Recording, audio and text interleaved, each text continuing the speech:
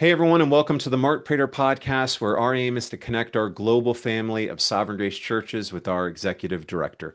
Mark, for some time now, especially since the last conference or so, uh, you've talked a lot about the reality of needed intergenerational transfer when it comes to raising up the next generation of pastors. And there are lots of churches in Sovereign Grace that are hard at work, beginning to think carefully, deliberately about what that might look like when it comes to seeing the next generation raised up. That also involves older guys moving off the scene, pastoral transitions. And in order to serve us, as you always do, you and the leadership team, you have worked on developing some breakout sessions for us to specifically serve us. Um, at the pastors conference this year, you're teaching a breakout session and you want to talk about that. What's your breakout session that you're teaching at the pastors conference?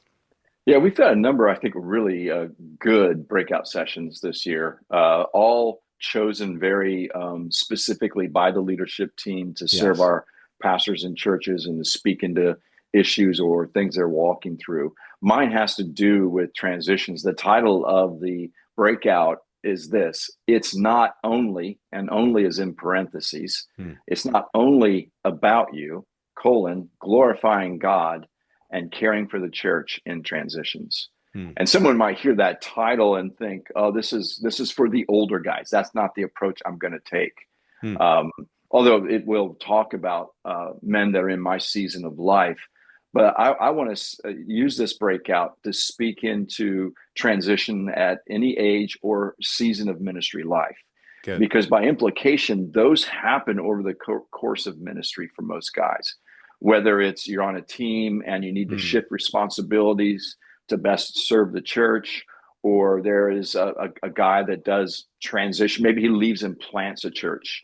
And so there's some transitioning with responsibilities on the team. Transitions are somewhat common. Yeah. They're not just at the end of your ministry life, so to speak. Hmm. And that's the approach I'm going to take. It's going to be very broad in nature and present really principles that I hope can apply to any transition, regardless of the pastor's age. So I'm really looking forward to it. It's something I've been studying for, and I'm getting pretty excited about teaching it. Excellent. Well, you are a pastor who, over the course of your life in ministry, you've personally experienced many transitions: church planting, executive pastor, executive director. I mean, you've Yeah. been across the gambit. And so you know from experience as well as from many years of study and reflection. So take us into your study. You're excited about the breakout. Now I'm getting excited about the breakout. Take us into your study, your preparation, and share with us some of what you're reading about and thinking about as you prepare for this breakout. Yeah, I thought I'd share just something for this episode of the podcast, an article that Don Carson has written, D.A. Carson, that was published in the Themalios Journal. It was volume 42, issue 2. It was published in 2017. And in that particular journal, he has a an article entitled "On Knowing When to Resign." So he's talking about resignation, but he's really talking about transitions. Right. And many of the principles that I'm going to read here in just a moment do somewhat focus on someone that's more in my season of life, but I think they apply to all seasons of life. Mm. So he just maps out a really good article, biblical case for doing them well. And he sort of wraps up near the end of the article. He has 7 important conditions, is what he calls them. And he said, when one or more of the following conditions are met, it becomes more clear to you that it's a time to resign, for example, or a time to transition. And I'm going to go through some of these faster. I'm going to park on a couple and just talk about those a little bit more because some are very obvious. So the first Mm. condition is one has to leave ministry for moral reasons. Mm. That unfortunately happens in ministry, and Right.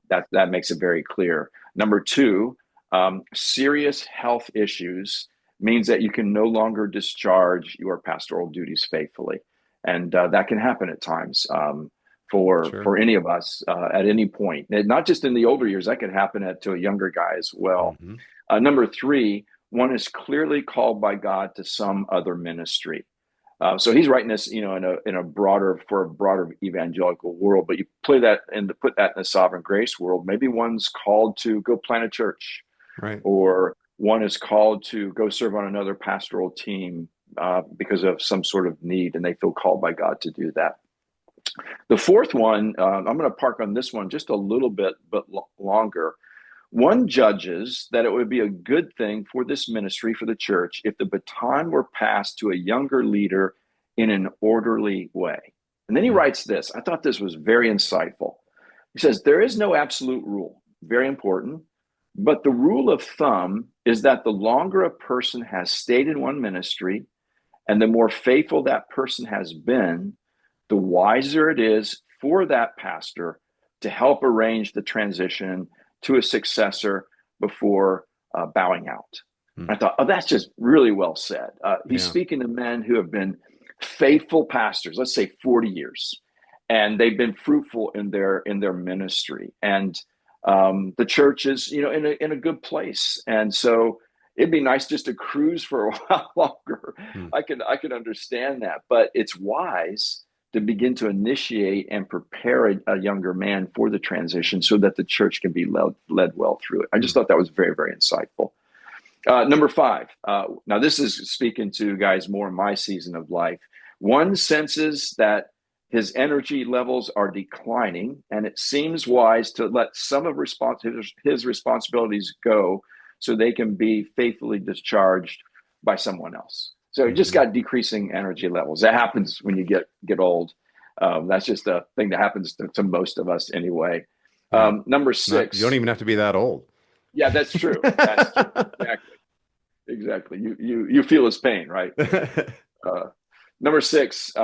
Sometimes one must relinquish one's position and work because of the declining health of a spouse, Hmm, of a sure. wife, and we've seen wonderful examples in ministry where men have done that and Yeah. faithfully cared for their wives.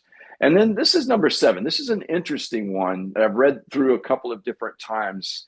It's more of the condition that's the toughest one, I think.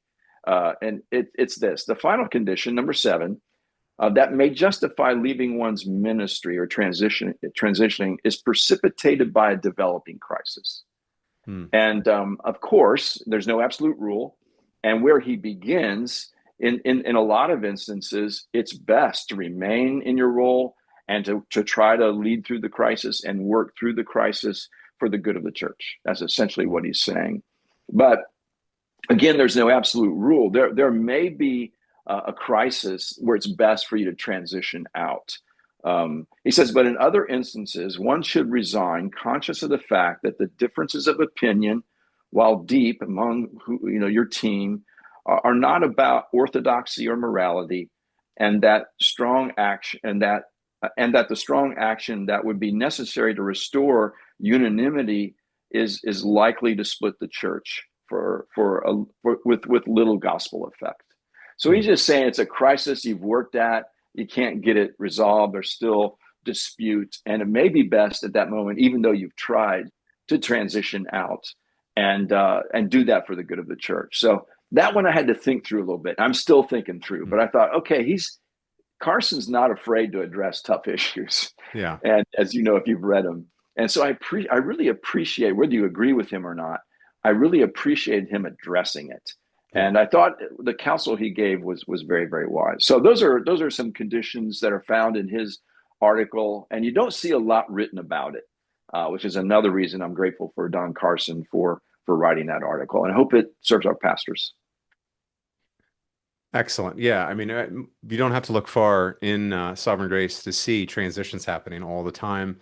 I was just at an RAE back a month or two ago where a guy went from serving on a team to he's heading somewhere else to become the senior pastor of another church. And so this is the kind of stuff that happens regularly Mm, and will happen all the more mm, as we continue to grow and expand globally. So this is definitely the kind of material that will serve us. And looking forward to hearing it. What is your hope? Perhaps it's embedded in the title, but what is your hope for us? What do you hope the effect of this is as we consider and work through all of the different transitions that are inevitable in Sovereign Grace?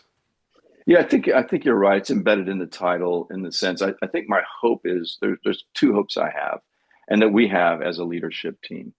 Uh, whatever transitions we need to make at whatever season of ministry life you're in, we want to do them in a way that is Christ-like. Hmm. We want to do them in a way that serve the church because it is the dearest place on earth. And that's who we're called to serve, Christ and his church and his people. And then to do it all in a way, a third one would be to give God glory in it. May we Yeah. do these in a way that are God glorifying, because that's best going to serve the church. And I believe for the guy making a transition, that's where you're going to find your greatest joy, knowing that you Hmm. please God and glorified him. Excellent. Well, looking forward to hearing also about the other breakout sessions. I likely will have the same quandary that many of us have every year, which is Yeah, picking one. yeah, they're The good. good news is that these are, I imagine, will be recorded and we'll get They to will hear be. all of them. But this sounds like an important breakout for us, and so looking forward to listening to it. So thank you, Mark, for the update and your thoughts and encouragement. Thank you, everybody, for checking out the podcast. We'll see you here next week, Lord willing. Bye for now. Thank you for watching. If you have questions or comments, Mark would love to hear from you. For more videos like this, hit subscribe on YouTube or by email at markkprater.com.